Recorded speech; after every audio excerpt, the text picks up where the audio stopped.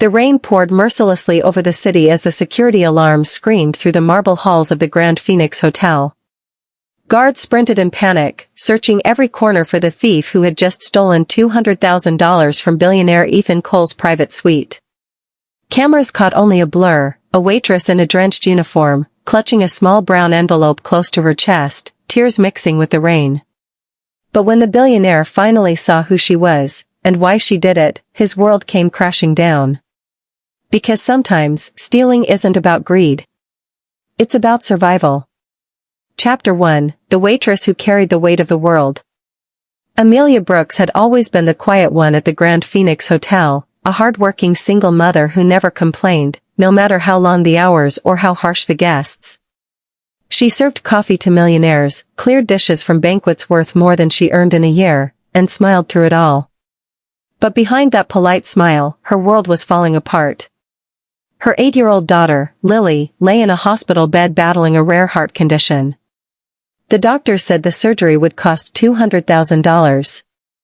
The hospital gave her a deadline, 2 weeks, or Lily would be taken off the donor list.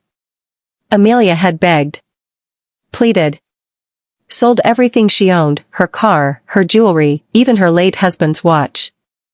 But it wasn't enough. Every night, she stared at her daughter's pale face, praying for a miracle. That miracle never came. Until the day Ethan Cole walked into her restaurant. He was tall, confident, and carried himself like a man who never knew what no meant. Owner of the Phoenix Group, worth billions. He was the kind of man who could save lives with the flick of a pen, but he never looked twice at people like Amelia. To him, waitresses were invisible. That night, as she cleaned his table, she overheard him talking on the phone. Yes, transfer $200,000 to my Zurich account by morning. No delays. $200,000. The exact amount she needed. Amelia's heart pounded so hard she could barely breathe. It felt like fate was whispering in her ear, "This is your chance." For hours that night, she wrestled with her conscience. Steal the money, and save her daughter's life. Or stay honest, and watch her child die. By sunrise, she made her choice. She slipped into Ethan's suite while he was in a meeting, copied his digital key from the service tablet, and transferred the funds. Her hands shook so badly she could barely type. When the final confirmation appeared on screen, transaction complete, she broke down, whispering, "Forgive me, God. I'm doing this for her." But the cameras caught everything. Within minutes, security was on her trail. She ran through the rain, clutching the envelope with Lily's medical papers. By the time she reached the hospital, she was soaked, shivering, but alive. She handed the cashier the payment. The operation was approved. Her daughter had a chance to live. But Amelia knew she wouldn't stay free for long. Chapter 2, The Billionaire's Heart. When Ethan Cole was told that one of his employees had stolen from him, his reaction shocked everyone. He didn't explode in anger, he simply asked, "Who?" When the manager showed him the footage, he froze. He recognized her instantly. Amelia, the quiet waitress who had once served him tea after a long meeting. The one who smiled even when her eyes looked tired. His assistant demanded to call the police, but Ethan said something that silenced the entire room. "Not yet. I want to know why she did it." Hours later, security found Amelia at the hospital. She was sitting outside the ICU, still in her uniform, staring through the glass at her daughter.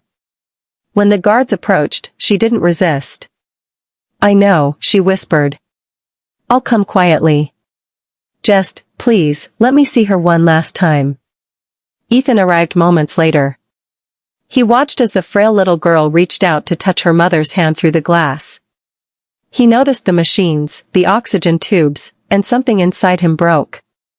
He remembered his own childhood, growing up poor, watching his mother die because they couldn't afford treatment. That pain had shaped him into the ruthless man he was. But now, seeing Amelia's tears, he felt something he hadn't felt in years, empathy. He approached her slowly. "You took my money," he said softly. She nodded, trembling. "I did. And I'll go to prison for it. But please, please don't take it back. It's her only chance. The entire corridor went silent. The guards waited for his command. Ethan looked at the little girl again, the same innocence he once had before money hardened his soul. Then he took a deep breath. "I'm not pressing charges," he said quietly.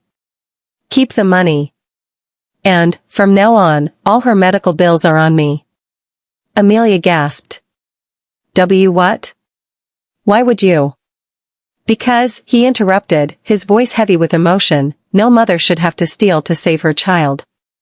He turned to his assistant. "Make sure she keeps her job. Double her salary. And tell the hospital to give that girl the best care money can buy." Tears streamed down Amelia's face. She fell to her knees. "I don't know how to thank you." Ethan smiled faintly. "Don't thank me. Just promise me one thing, when she grows up, tell her that kindness can come from the most unexpected places." Months later, Lily recovered fully. Amelia visited Ethan's office to express her gratitude. He didn't speak much, just handed her a small donation slip to a new charity he'd started. It was called the Lily Foundation, helping families in need. And beneath the logo, in fine print, was a simple line. "Inspired by a mother's love stronger than fear." Ending message. Sometimes, life forces people to make impossible choices. But it also reminds us that compassion, not judgment, can heal what money never will. Because at the end of the day, it's not the fortune we keep that defines us. It's the hearts we save when no one else will.